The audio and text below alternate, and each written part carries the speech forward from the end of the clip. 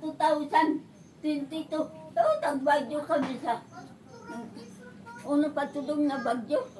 Odette. Odette. Hmm. Ito. Dali, nagbagyo Odette. Dito kami kani. Bagyo Odette. Maradyaw kay makasulti pa man ko nan maradyaw sab. Salamat niya po sa Ginoo ko. Salamatan ko ang Ginoo sa akin. Kuman kay medyo duyom naman, hindi dani kami magdugay, pero balik kami din eh. Dapat ko. Maglangon naman kami sa imo anak. Para nita mangaon man dito. Andiin mong kawang kitain tao dito. Sa barbershop, kay nukat man kami. Okay, nagparas pa masaba ko. Wala, salamat. Uda nagkakita ay kita ini. Oh, pagtugot sa Ginoo. Ya, ganun ako mubida pag pangalaga sa Ginoo. Sige lang. Yeah. Laong man pato. Still mo niya nga ito pagbida pangalaga sa Ginoo. Oo, dili ako mubida pato. Dumdumong ko lang ka. Mag-ampuan ay kita desal kami mo panaw. Ikaw dik mag. Sige na kayo. Ako mag-ampo.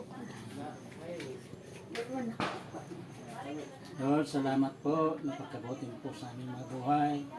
Salamat na ikaw po ay hindi nakalimot sa amin. Lalo na ito aking iksoon, si Sister Buneng. Kahit gano'n ang kanyang kalagayan, ikaw pa rin nag-maintain sa kanyang hininhawa, siyang kusog. Parahin ko po Diyos na patuloy mo siyang alagaan. Lulubin mo po Ama, may balik po kanyang magandang kalusugan. Alisin po sa kanyang karamdaman. Wala na imposible po sa iyo, Diyos. Dahil itong inyong anak, Steve Boning, ay matagal na po naglingkod sa iyo.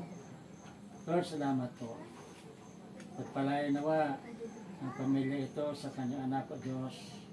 Patuloy mo silang ingatan lahat.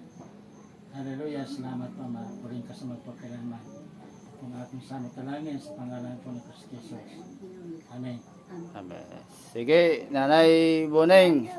Di anay kami magdugay. Kaya mubalik na kami.